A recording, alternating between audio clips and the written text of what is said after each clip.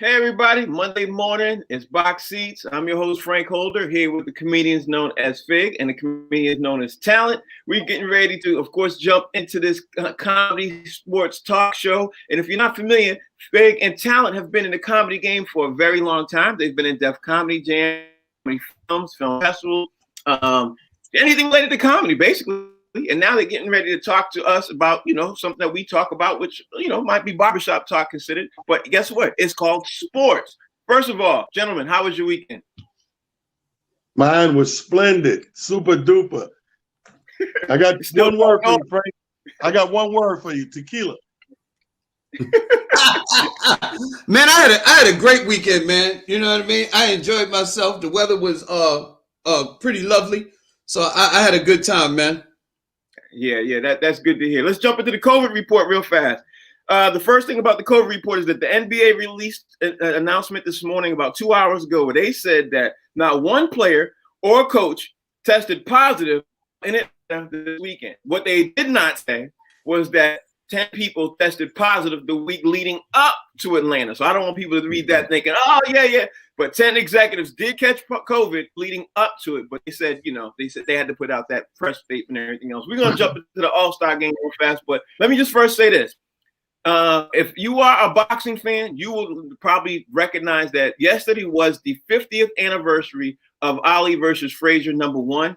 Wow. For those of you who are really, too young to remember this, it started, if you ask me, Talent and Fig, it started something that could be one of the greatest fights and the greatest fight boxing type of things in history, because all kinds of fights tried to pick up after that. You know what I mean? There's supposed to be some big fights that tried to that. You know what I mean? I think Ali versus Frazier #1 started when we watched today, and this big fight, this big thing that we saw called, big wide boxing thing. Everybody sits down making a big event. You know what I mean? I think that's the first thing it started out. So, Talent, we should talk about Ali Frazier #1, man. What's your thoughts?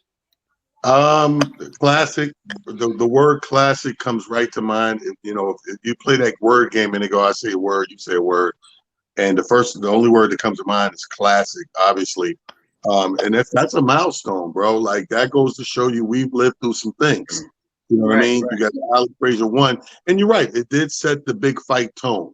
Because before that, every fight was sort of like a thing. And then after, and I think a lot of that is due to Ali. Ali was the master of hype.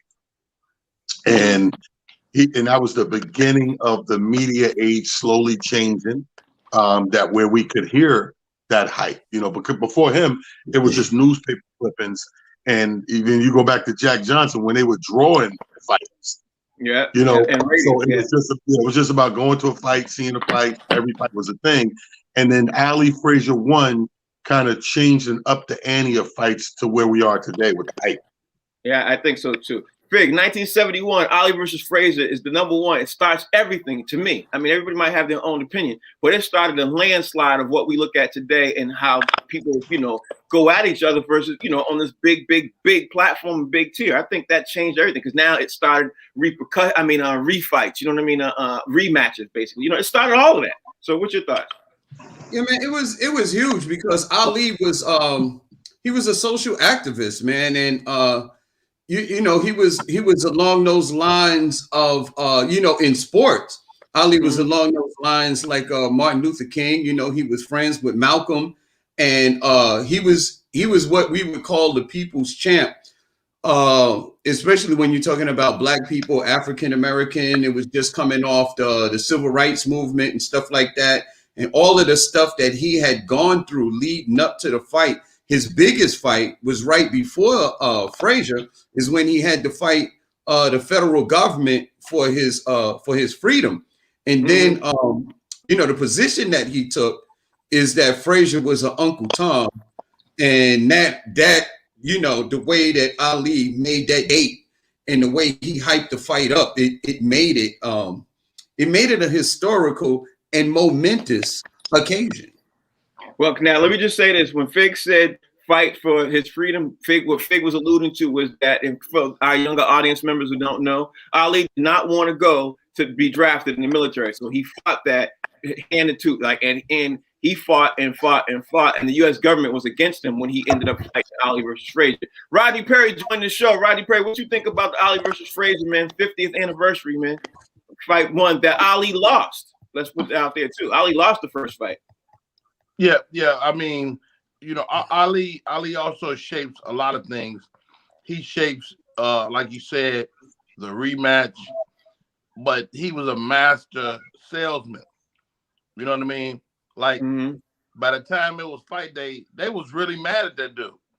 Right. And that whole thing, that whole idea, we see it happen again in history with guys like Floyd Mayweather. But there is no Floyd Mayweather without Muhammad Ali. The way you promote a fight, the way you do that, it was gold. And Ali was the master at that. And it's great that we stop and recognize that day because it was so significant. I remember Richard Pryor talking about it. You know, Richard Pryor come on, like he did like a one of his specials like right behind it. And he was like, those two men made fighting beautiful. You know, the way they did it, the way they covered it. And so it's something that resonated throughout the world. And in my mind, he'll always be the greatest of all time. Bro, yes, sir. In 1971, when that happened, what a lot of people don't realize is Richard Pryor opened up a lot of doors. Muhammad Ali opened up a lot of doors. A lot of people in their thing, they opened a lot of doors for a lot of stuff that we enjoy today. So I had to just put it out there so we could at least recognize them and at least take a moment and just say, hey, that guys was this at that time. Anyway, let's keep the show rolling on because this weekend, I'm sure we all saw the NBA All-Star Weekend. I'm going to start out first and talk about the slam dunk competition. And I'm going to start with you, Talent, because I think I was the most disappointed I ever was by watching the slam dunk competition and more than I've ever seen in my entire life. Because, hell, I can't even think of one particular reason. It was the whole thing. I didn't like none. I didn't like none of it. I didn't like the dunks. I didn't, except Obi. Obi got one good dunk. I really like his first one. But after that, man, it was a completely downhill thing to me. I was like, wow, it completely fell off. But that's my opinion. I don't want to, Talent, you tell me what you thought, because I know you saw the slam dunk competition. What you thought, man? Like, that's me. I agree with you. It was the weakest one, but it was good to see Spud Webb. That was the highlight of the dunk contest. They introduced the judges. I said, oh my God, Spud Webb. That was it. The movie was over. But Frank, let's I agree with you 100%, but let's break down why that is. You know why that is? It's because when you do impromptu stuff, and that was the whole All-Star thing. Remember, we're not gonna do it.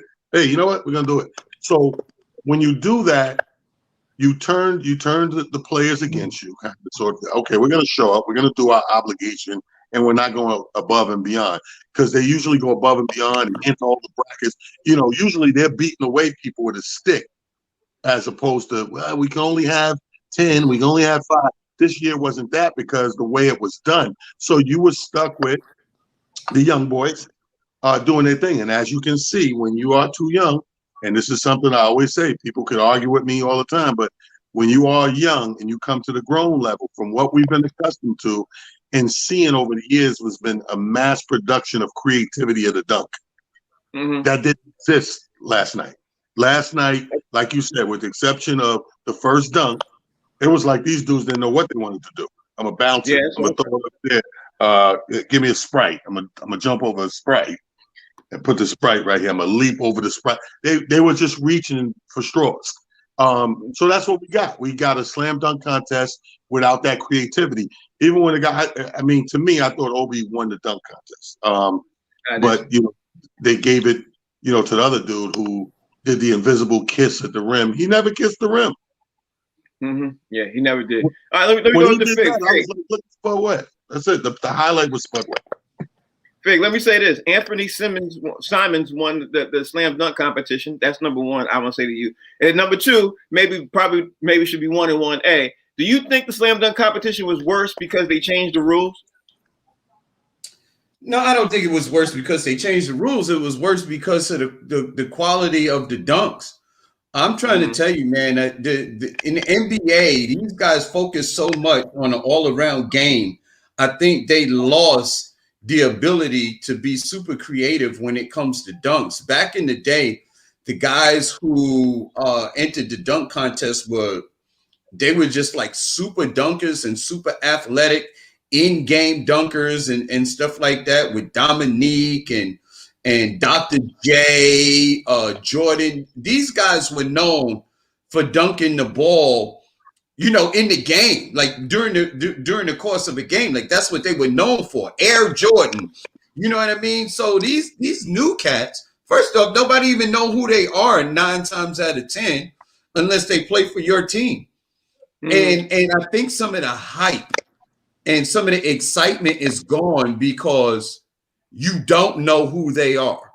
And I said this before, and I say it again. I think that that they should open it up to the best dunkers across the country and not just NBA players.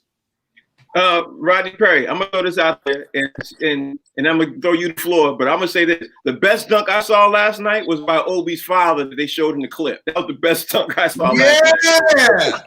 That was the best dunk I saw at the whole competition. So, Rodney, I'm gonna ask you this, man: do you think the same question I asked to Faye? Do you think that it was the rules that made it bad? Do you think it was because the time? I mean, or do you think it was the lack of creativity? What's your thought process on the dunk competition what you saw last night?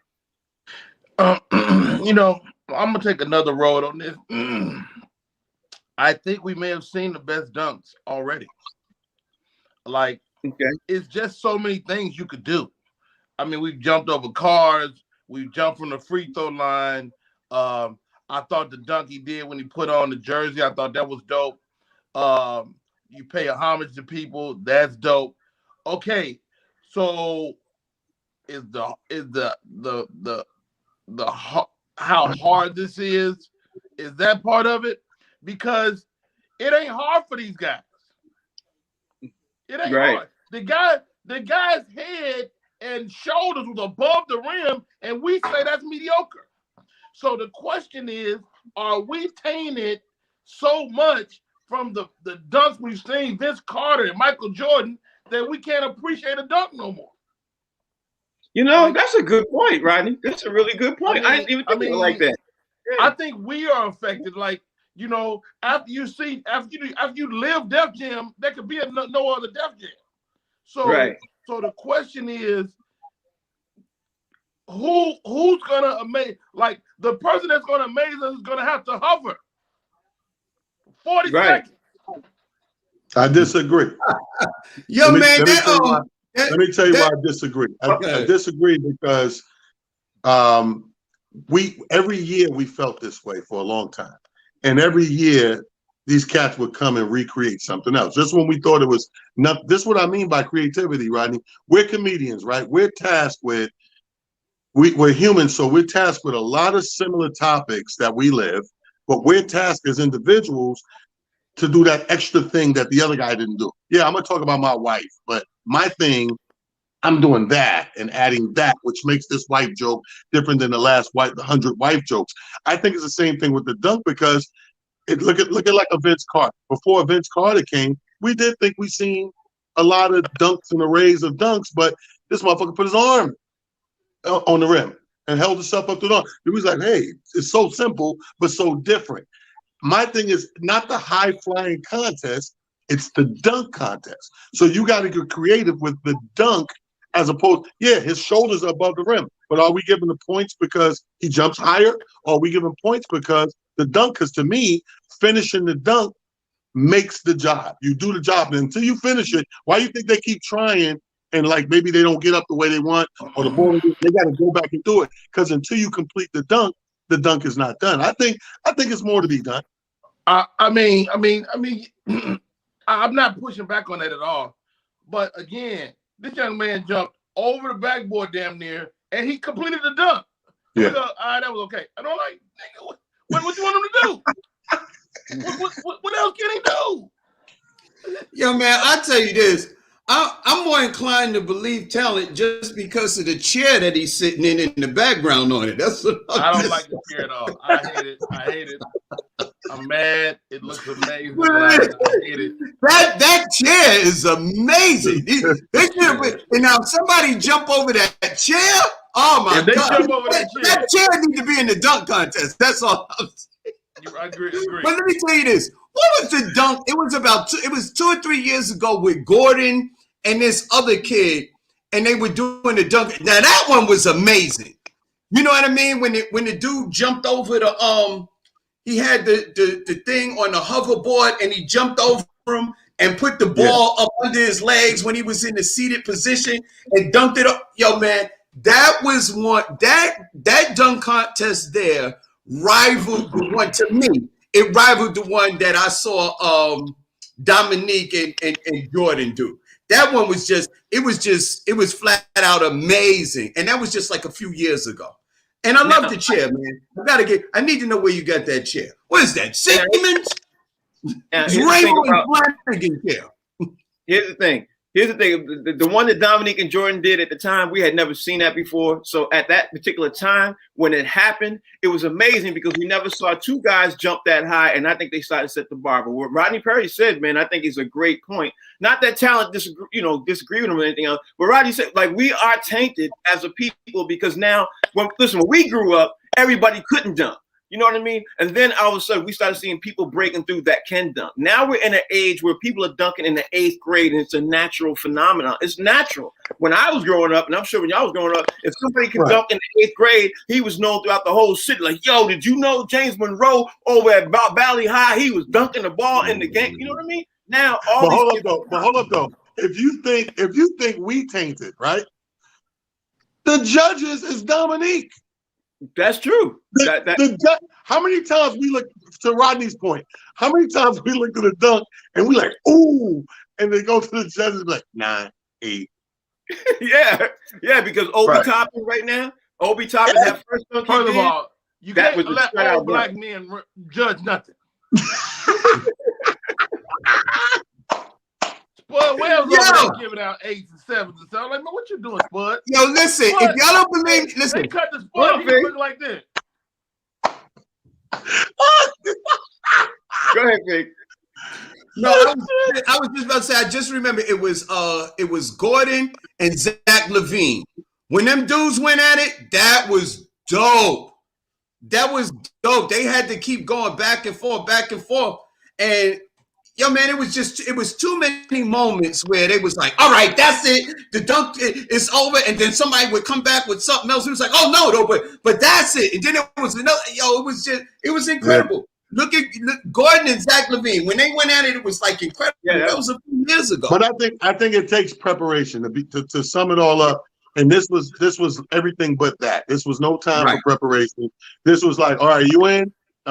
We doing 3 rounds. Get 3 done. Like, I think these guys, in a real game sense, they look forward to All-Star Weekend. You see how much fun they was having? Yeah. I think they look very forward to getting everybody together because until they play each other, they don't get together like that during the regular season. That's right. Now let's talk about the game now. Let's bring it up. Since you bring it up, let's talk about the game last night. Team LeBron versus Team Katie. Kevin Durant. Yeah, I'm gonna say this. I watched the game. We all had a discussion about the game before the game. I will say that it got to be, to me, now, I don't know, it looked like a show-off game to me. You know what I mean? It looked like everybody was showing off. After the first half, I was like, okay, I like the game overall, but it seemed like, I don't know, man. I don't know. It just didn't sit right with me the way these dudes were showing off. Maybe I'm using the wrong word. But I enjoy that. I enjoy watching them show off. I mean, to me, they get to play the game that they usually can't when they have real coaches. When the game counts, you got to bring it in a lot and really play by the rules, so to speak, and be a certain type of player. I enjoy the All-Star game because these All-Stars get to spread their wings and have fun like they would. That's why those guys in the summertime come down to Rucker Park every year, because they want to get out there, spread their wings with the top street ballers and see where their skills lie. That's what the All-Stars are all about. okay, I'm going against LeBron. I'm going against Stephen Curry. Let me see where I'm at with it. And it was great for a guy like Dame Dollar to show you I'm amongst all these other stars. Yeah, I'm top 5, B. I'm Dame Dollar. It's Dame time. And I love to see them they were having a lot of fun, man. And I liked it. I enjoyed it. I bet you $1,000, not that I have it, but I bet you $1,000 that they play more defense at Rucker Park than they did last night in an All-Star game. That's just my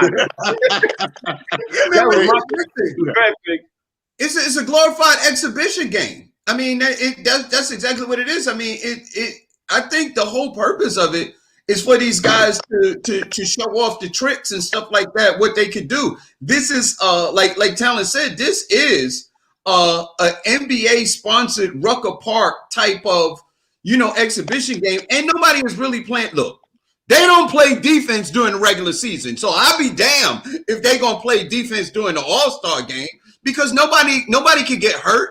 You imagine what happened? We did an All-Star game and one of the stars of a team got injured. Oh my God, you couldn't do that. So you're not gonna play hard defense because you don't want nobody to get hurt. I mean, Chris Paul and Steph Curry was dunking the ball, catching alley-oops and stuff like that, and shooting from half court. I mean, it's an exhibition game. That's really, at the end of the day, that's really what it was all about. And with the All-Star game, nobody really plays defense until the fourth quarter anyway, because that's when it comes down to who wins or loses. Rodney Perry, your thoughts?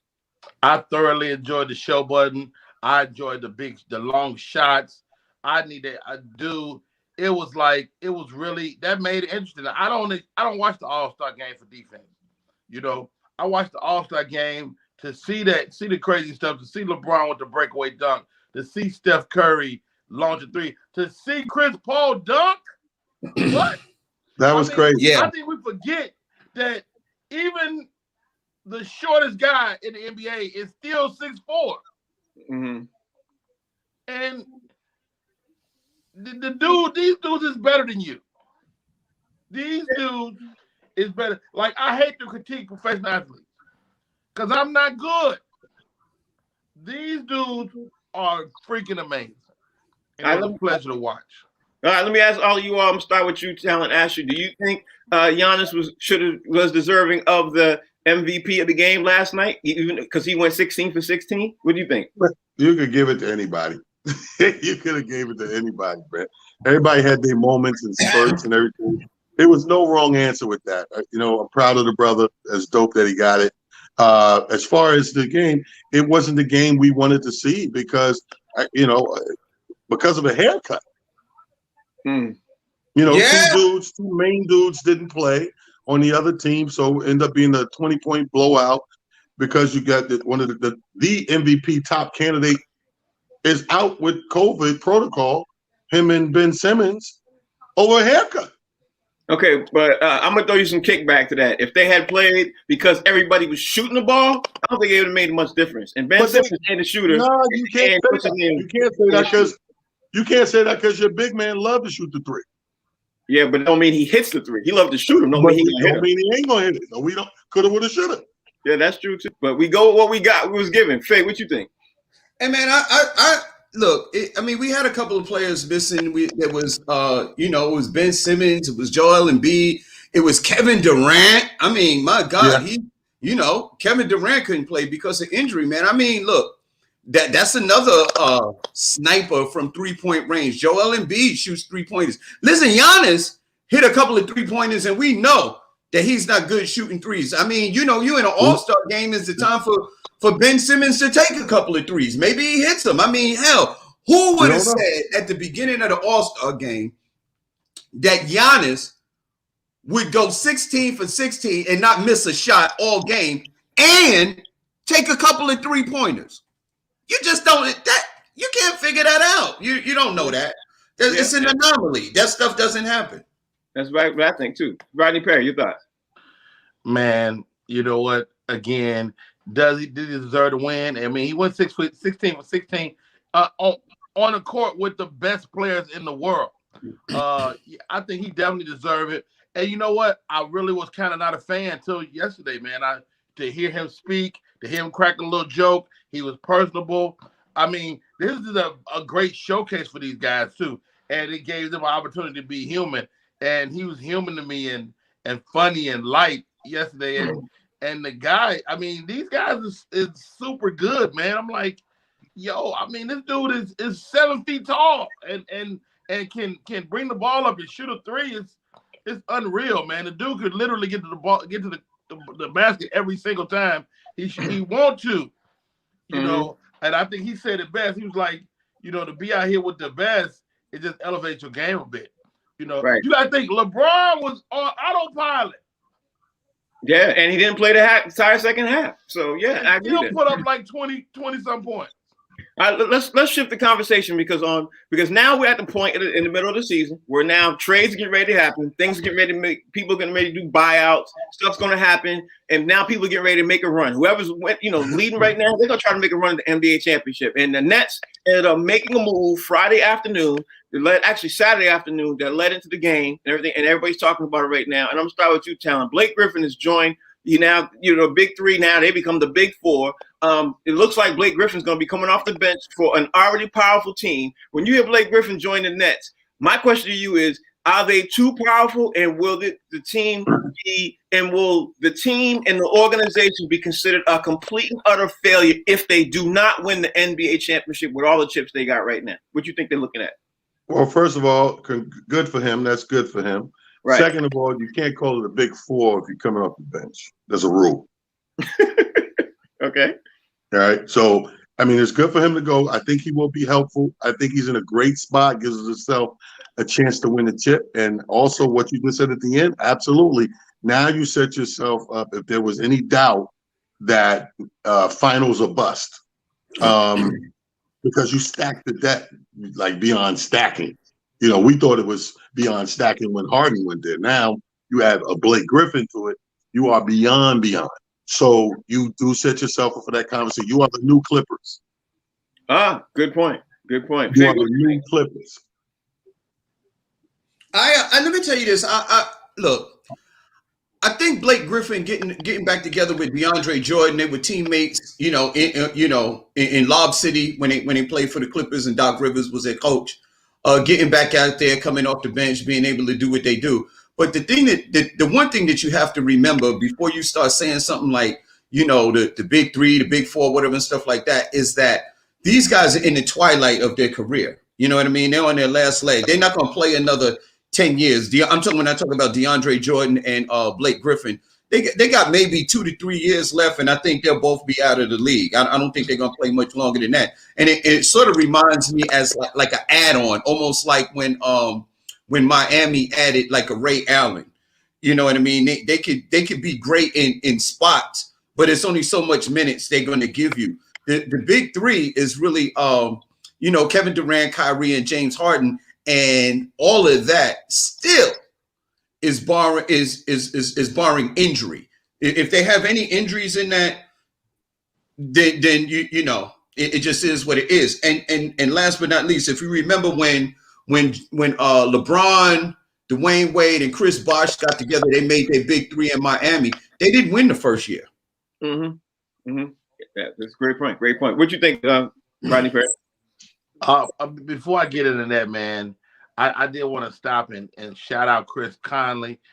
Conley getting a chance to play, man, and get in a 3-point competition. 14-year career, first-time All-Star.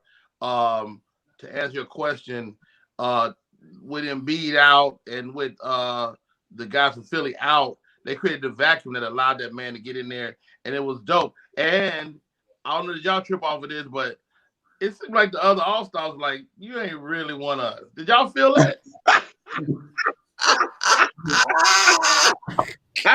Honestly, I felt that half of them didn't even want to play. But it was like, Conley was out there like, go give me the ball. Hey, yo. I mean, you know what? You might be right about that, man, because when I was watching the game, I saw a couple of palm trees in the background. I was like, what this for? And I think they was so they could give Zion Williamson and Chris Conley some shade. That's what the trees was for, because it was no shade on the top. There were so many missed shots too by Zion Williamson. I think he needs to think about going back next year, bro. He missed like 2 or 3 but you know what? I hate New Orleans. and Zion, I'm not a fan. But that boy been balling. Yeah, he's balling. Yeah. But hold on, Yeah. hold on. We comedians do the same thing, Rodney. Be in a room with comedians. Be one of those new Instagram comedians. All the OGs be, yeah. He's not really one of us. Right. And that's what they look like. Am I tripping? Am I tripping? Oh God! No, I see y'all playing out. Y'all pass. Oh, God. At one point, I was waiting for a coconut to hit Conley in the head, man, because he was. But Rodney, answer the question, man. The question falls on you, man. What you think? I don't remember what's the question. Blake Griffin, the Nets. I mean, Blake Griffin to the Nets is a huge acquisition, but I mean, this is the thing, man. Blake Griffin, he been out in Detroit. He might not be good no more. We ain't seen Blake Griffin. Blake Griffin, playing pickup games with with Michael Jordan. I don't know, man. I mean, let me ask you all this, man. Since now that Blake Griffin obviously got moved, and everybody was thinking that was going to be a big move. Since the New Jersey Nets made that move, it literally took Kevin Love off the table because Kevin Love was supposed to be in play to that. And I don't know what happened behind the scenes, but Kevin Love was the player supposed to go to New Jersey. Now everybody's talking about this morning, the major NBA talk is Kevin Love might be in play to go to the Lakers because the Lakers, you know how it is, man. They're going to make tit for tat moves because the Lakers expect to go to the finals. And right now, the way they stacking up, they might not see themselves, stacking up well against the Nets. So, do you think Kevin Love going to the Lakers talent is a move that they should consider? What do you think? I mean, he might as well. He already let LeBron ruin his stats for his career. Oh God! Anyway, so he might as well finish out. I mean, all he got to do is be a role player over there. I think it's a good fit for the Lakers. But I think the Lakers got to be careful at this point of trying to just stack for stack reasons. I think you got a good, solid, deep team, and right now you use these games to gel even tighter. Because now you're playing without, AD for a little while, so that gives the rest of the team a chance to gel a little tighter. I don't think you just keep dumping pieces because now you're having that problem. That same problem keeps reoccurring. I think just play tight, man. Everybody don't have to do what the Nets are doing. Nets are doing that because they need to do that. Nets, we got some firepower, but we got a lot of hours logged in the hospital and rehab too. I think the Nets are doing it because it's a make or break year for them. They spent so much money, they have to win the NBA championship. Yeah. Fig, what you think? I think what the thing with the Nets is to me it's like really simple. I think they're hedging their bets based on injury. Like Talent said, I mean, KD, they say it's a calf. But that was the same thing they said when he was in Golden State, and a couple games later, he tore his Achilles and was out for, 2 years. Kyrie, we know, is injury prone. So I think what they're doing is they're filling up just in case of injuries. Then you got other players that were coming off the bench that were injured also, like, your Dimwitties and your Leverts. And I mean, it was a lot of guys, basically, other than the stars who were injured on the Nets. So I think what they're doing is hedging the bets. I hate stacking teams. I just do because at some point it's too much. You ever go to IHOP and you can order pancakes and you say, you know what, I really only want 3 pancakes, but then you order 4 to 5 and then you get to eating them and realize you really only needed 3. I think that's what it's like when you stacking teams. I think sometimes it's just too much. Rodney Perry, Kevin Love to the Lakers. You think that's a deal that they should consider? Because right now, it looks like that they're really considering. You think that's a deal worth it? Pancakes. Stacking. Stack the pancakes. Stacking teams. Stacking. Hey, you talk about big. Stack. What the hell are you talking about? Hey, it's like when you go to IHOP and you get 2 pancakes. You only want 2. You only want 2 pancakes, then they offer you 5, but you take 3. What the hell you talking about, Fig? All right, Robbie, let me make it plain for you. It's like when you go to Roscoe's and chicken and waffles, because that's what you use, but you like Roscoe's.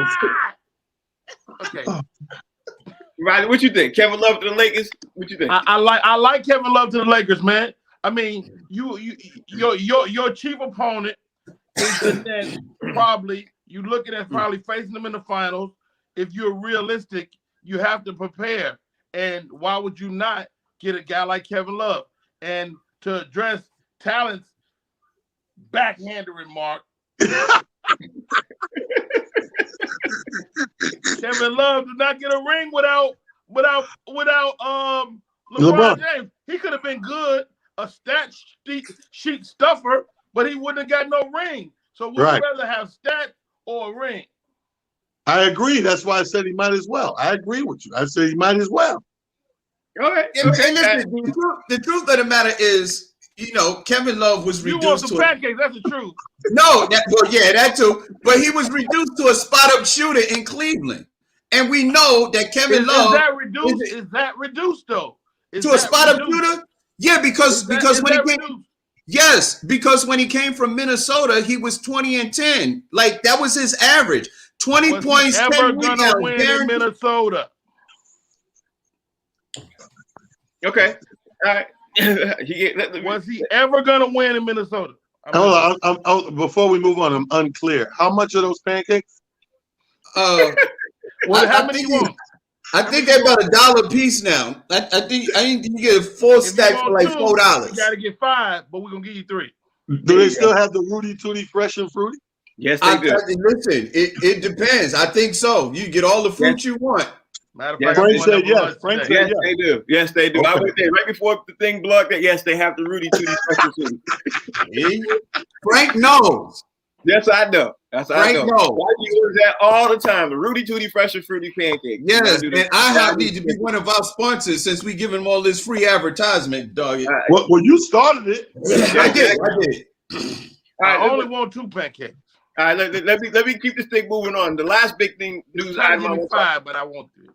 I'll order 5 and give you 2. The last big item I want to talk about before we move to the NFL, man, is Andre Drummond is literally doing the buyout right now. I'm not sure if he's going to land on the Nets right now because I can't see where he, at the time the talk was where he was going to land was going to be the Nets. I can't see where he's going to land at. But now looking at all the NBA teams and looking at all the playoff contention teams right now, Talent, do you think Andre Drummond might land on, let's see, Phoenix? Phoenix is number 2. Utah's number 1 in the West. Maybe he might come to the East. Maybe he might land on a team like maybe the Sixers might need to back up with, with Joel Embiid. Maybe he might go to the Celtics. But either way, where do you see Andre Drummond landing at right about now? Because the Nets is off the table. I think I see him coming back East. Even though the Nets are off the table, you still got a couple of teams over here that can use him. I think he fits in good with like a Philly. I think he fits in good with Philly, Boston, or even the Knicks. Because that big body is going to come in handy for a competitor. When, like you said, when those numbers get flying around, you get into that playoff season, you're going to need some backup. He's going to be, even if he doesn't start and he's backing up a number 1 center, he's going to be dope. Philly is the perfect East Coast destination. Right, Philly gonna probably need him if something happens to one of their bigs gets hurt. Fig, what you think? I don't know, man. I say you said that the Nets can't get him. I don't know why. Maybe they don't have. I don't know whether it's cap space, whatever. I mean, if he's getting a buyout, then he can play for the minimum. He's not going there for money.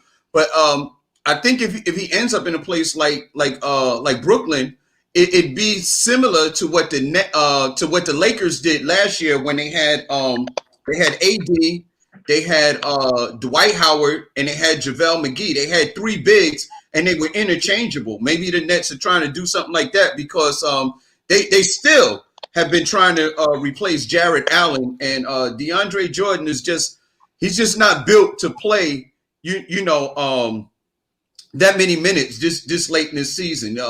He's a little long in the tooth, as what old people say.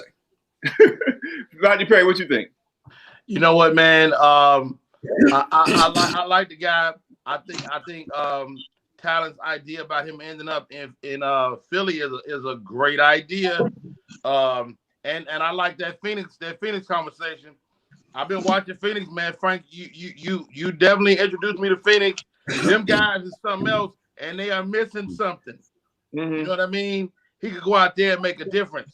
And so Phoenix, Philly, Probably not the Knicks. The Knicks just gonna probably just be bad, you know. And it's just a matter of time before they. Listen, I've been saying for a while, Phoenix is the team that nobody's talking about. They're number 2 in the NBA. With like they're doing really, really well. Chris Paul's pushing them. If they had an Andre Drummond, Phoenix is number 2. And the West, they're number 2 in the West. Utah's number 1. Utah's number 1. Yeah. Yeah, Utah's number 1. Phoenix is number 2. And we had the discussion, and you all said to me, "No, Phoenix ain't gonna do." Remember this?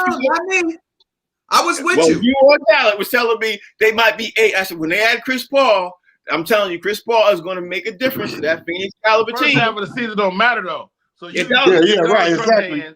You can do Donald Trump, but notice the season starts today. Frank couldn't wait to do this shit, yo. Everybody was telling me.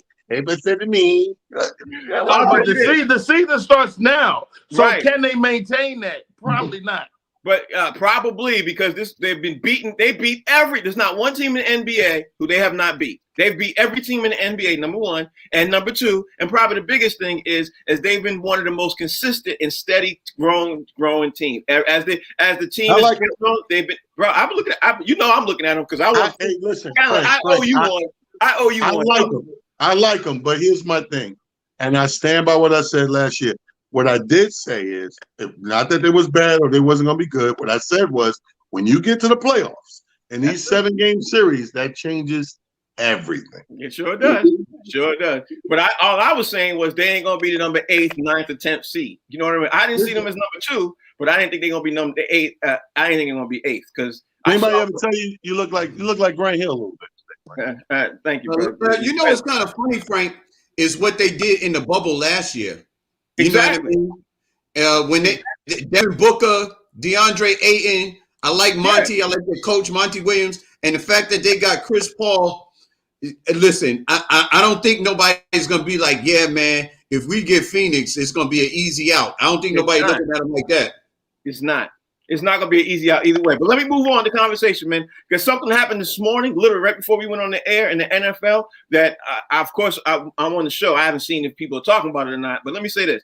In the NFL, this morning, a federal judge threw out a lawsuit. He literally threw this lawsuit out over race norming in the NFL, talking about NFL dementia, okay? He says the NFL dementia for retired players is practically even, but what's happening is some players have been saying that due to race issues and everything else, black players are not getting the exact same, care that the other white NFL players are getting who are all retired and have faced injuries over the years for 50, 60, 30, 50, 60 years. You know what I mean? So the black players all got together and tried to have a statement saying that we're not getting the same type of care and everything else. And the NFL with the federal judge, just literally threw that lawsuit out. When you hear that, Talent, what do you think? Surprised? I'm not surprised. This is more of the same. But again, I can guarantee you, without even knowing all the parties involved, that if we would pull up some pictures of the judges and all these people, these are probably most likely people who are not of the persuasion to understand. I truly believe when it comes to race, no matter what, when you come to race, it's very hard to understand what the other race is going through if you're not that race. That's very true. You have to live something to have a certain feeling about it or to know what you know.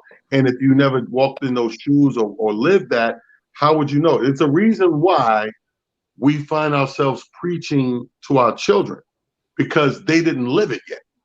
Mm-hmm. And we're trying to keep them from bumping their head 9 times out of 10 because we already know where this road ends because we lived it, but they didn't live it. And so they half-ass believe what you're telling them until they go and bump their head. And then they come back and go, Dad, yo, you was right. She did have crabs. Yeah, that right there was the analogy of the day. That's the analogy of the day. NFL ownership. Oh my God! Analogy of the day. Pick what you think. Man, listen. I mean, this is America, man. I mean, we've been banging black people in American descendants of slaves have been banging this in the head of the American government for so many years, saying that the equality is off all across the board when it comes to policing, when it comes to healthcare, everything. Listen, that's why they're pushing the vaccine to African Americans, because we're just so leery of anything that has to do with the medical industry, because they've done so many horrific experiments on us throughout the history, and then we don't get the same type of care. Frank, I'm just add one little piece to this. It's even said that Black women who go to have a baby, when there are complications, they lose their children more often than their white counterparts, because when they say something is wrong, the doctor are less likely to believe them. So this is just, to me, this is just another brick on top of the wall that has already been built in the inequality that America dishes out to Black people throughout history. It's not far-fetched. Sorry, Rodney Perry, your thought. But and here goes. I never agree with Fig, but I agree with Fig. I mean, the reality is, the world we live in, as long as there are no Blacks in the front office, or very few in front office, no Blacks in ownership, there's going to be a disparity when it comes to taking care of us, whether it's health care, getting paid that we see at Dak Prescott, whether it be having power that we see with Watson. That's going to always be a problem. And again, welcome to the plantation, NFL. All right, let me move the conversation along, because this year is a cut casualty year. I've been talking about it last year. I talked about it all last week. The NFL is getting ready to lower the cap, and we've seen, actually this morning while I'm sitting here, I've seen a lot more players got cut. I can't say who just now, but I'm going to ask you all this question, and I'm going to start with you, Talent. Now, you are the Seattle management, right? You're the ownership. You're the management right now. You know, Russell Wilson made this statement, which he said, they're not trading him and everything else. Are you having talks over this past weekend, getting ready coming up saying, you know what, we got to make cuts. We got to do some things. Are you trying to trade secretly? Are you going to try to trade Russell Wilson? What you think? Hell no. I think Seattle is part of my French, but I don't think Seattle has the balls or cojones big enough to make a move like that. Because you would essentially be inadvertently saying you're ready to rebuild. Mm-hmm. And I don't think they have the nutsack for that. I think what's going to happen is they're going to work this thing out. Like we said last week, there's a stalemate being played right now. So there's a tough game of chess and poker. And the first one to blink is going to come out better than the other one. I think that the blink will happen in a week or so. It won't be that much longer. About a week and a half the latest. Somebody's going to blink, and we're going to know exactly where they stand and what's going to be that move going forward. But no. Okay, so Fig, I'm going to ask you the same question. If you are the Seattle management and your most valuable piece right now came out and said what he said, do you sit there and at least think of having the conversation of trading? Because remember now, you got to think about the cap situation's happening. Your team is getting worse. You need draft picks. You have no draft picks. What are you thinking about doing right now with Russell Wilson? You keep him? I think it's a possibility they get off of him simply because of having they seemingly are going to be rebuilding around him, because it's a possibility, because if the cap is lower, that means you have less money to go out and build around him, and he's taking up the biggest slice of your pie when it comes to your salary. If you could get somebody that is good for a lot less money, and plus you can get some more trades to build up your team, I think they might be willing to do that, because they've gotten rid of players, star players before. They had situation with Beast Mode, like that whole defense, man. They've gotten off some stars before, and I wouldn't put it past them to do it again. What happened with the stars that they had ended up becoming free agents and signed elsewhere for more money. That's what happened with them. They ain't traded away no stars, but they lost in the free agency because, we all, like you said, the salary cap is the thing. So Rodney Perry, I'm gonna throw it to you. You have a very valuable pick, a very valuable player right now. You're sitting in Seattle management. He puts out the statement saying what he said. He's not happy. He's not happy with the offensive line. He's just not happy with Seattle where the direction's going. But he said he's not trying to get traded. And then the agent says that. So what are you thinking if you're Seattle manager? Because I'm gonna tell y'all what I would do right after you, Rodney. I mean, there's two schools of thought. The one school of thought is that Russell wants to stay. He wants more power. He wants management to listen to him, or he wants out. I think he wants out, and it looks like he might end up in Chicago. Yes, it does. Yes, it does. Yes, it does. Now, this is what I'm gonna say right now. My Pelican briefs. I think he's saying that because he wants out. And if he put that out there because he wants out, if I'm Seattle management, I give him what he wants and see how many draft picks I get. Not that I said I want to trade him. And you got to deal him now while he's still valuable. Right. And that's why I'm saying what I'm saying. Like, you got to get something for him while he's still, not that you want to, because right now you'd be mad, but why else would he put that statement out there? Like, he's getting ready to be disgruntled. I think you get rid of him now. That's what I think, Frank. I think Seattle was fielding calls. I think people were calling and inquiring about Russell, and I think they were fielding the calls. And he was like, "Hey, ho! If you fielding calls, you know what I mean, and you trying to trade me, these are the places that I want to go to just in case." Yeah, but that wasn't the first domino. Was he just released information that he was not happy with the offensive line and he was not happy with the way the direction the team was going. When they heard that, then the team started calling, and then he was upset that basically the team was listening to the calls. You know what I mean? One domino, it's another one, which is another one, another one. And if you're the manager, that's why I'm asking all of you guys, if you're a manager, what do? You keep them because you literally could be in a bad situation 2 years from now or a year from now. So why not get rid of them now and get ahead of that and see what you can get for them? That's what I was trying to ask you. If I get enough picks, if I get the right picks and the right complementary players, I get up off them. You know what I mean? The two places that seemingly have a lot of picks, the Jets, and we can't say nothing about them because I don't think he's going to want to go there because he'll be in a worse position than he is in Seattle. But Miami, but see, got a lot of picks. But see, here's the thing: he didn't pick neither one of those teams. He has a no trade clause. He didn't pick one of those teams where he wanted to go to. And one of the teams that he picked that he wants to go to that has some trade value and everything else is Chicago, which is the reason why. Right. Yeah. Chicago. He's not going nowhere. He's not going nowhere. No, I don't think he's going anywhere either. He's not going nowhere. Russell Wilson is a housewife. Housewives don't really go nowhere. They let you get a side chick. He ain't going nowhere. He ain't going nowhere. He's a housewife. Cut his mic off, man. Yo, Frank, we married. Cut his mic off. What happened? What did you say, Rodney? Why is that man a housewife? Because he's a housewife. A housewife to the team is that complacent, comfortable. But you ain't gonna see Russell Wilson nowhere else, bro. He's comfortable and complacent in that situation. That's his home. That's his house. Those are his kids. What he's complaining about is trying to get his kids on the same page and acting right. That's all. He ain't going nowhere. Another analogy. He's saying, clean this goddamn house. Clean up. Clean up. Clean up.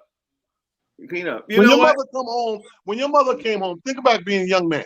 Your mother come home screaming, house dirty, your room messed up. She's not saying move. She's saying clean this goddamn house up. Well, my mother was saying get the hell out. So I don't know what your mother was saying, but okay. First of all, group homes are the exception of what I'm talking about. What I'm talking about. I walked into that one. Group home. My mother was coming home saying, "You better clean up this goddamn room or get the hell out." That's what my mother was saying. Get out of here. Yeah. Anyway, y'all, that's the show, man. And it's the show for the box seats, man. Talent, tell everybody out there how they can follow you and tell everybody about your show tonight, please. Hey, please follow me tonight, WEMSradio.com, WEMSradio.com. Tonight is my Motivation Monday night, and we're going to be breaking down Rodney Perry's new movie. Congratulations, by the way, Rodney. Great job. Rodney Coming to America 2. We're going to talk about it. We're going to address the criticism because I enjoy this shit. And I'm tired of people hating on shit for no reason. So we'll talk about it tonight, 6 o'clock, WimsRadio.com. Rodney Perry. RodneyPerry.com is the website. Rodney Perry Live, all the social media. Thanks to all the well wishers, man. They got a chance to see the movie. And here's the crazy part. Even the people that hated them watched it like 3 or 4 times. I can't wait for the streaming record to come out this morning because it trended hard this weekend. I can't wait. Fig, tell everybody out there. And man, it was dope. You can follow your boy at Comedian Fig right there, pow, on all social media platforms. And Monday through Friday, baby, I'm right here on the box seats, 1 to 2 p.m. This is the best damn sports show on TV. I'm trying to tell you. All right, y'all. That's the show. Roddy. Shouts out to Stack, too. Stack came out to the screening, and it was good to meet him face to face. That's the first time I met him face to face. Wow. Oh, really? I got to holler at him. Yeah, I will say this, man. Taller than I thought he was. You thought he was small? I didn't know that. I didn't know he was the motherfucking Chris Paul height. Yeah, Stack is tall. I didn't know that. But I will say this, man. Let me just throw this out there. I loved you in Coming to America. I wish they had gave you some more lines, but bro, you did Yeah, that was good. Well, just for the sake of conversation, I had more lines, and everybody had more lines. You know, so I think they did some things to get to the PG-13 rating, and so some of the stuff got lost. But yeah, it's all good. I hope you're on the show tonight with talent so we can find out a whole lot more about this because we got to get ready to go, man. That's the show. The show's called Box Seats. It's on every Monday through Friday, 1 to 2. Tomorrow we got a special guest. Make sure y'all don't want to miss that one out. It's on the channel called The Humor Mill. You can download the app, of course. It's on all platforms and everything else and all of that. And then some. We'll see y'all tomorrow. The same bat time, same bat channel. Peace.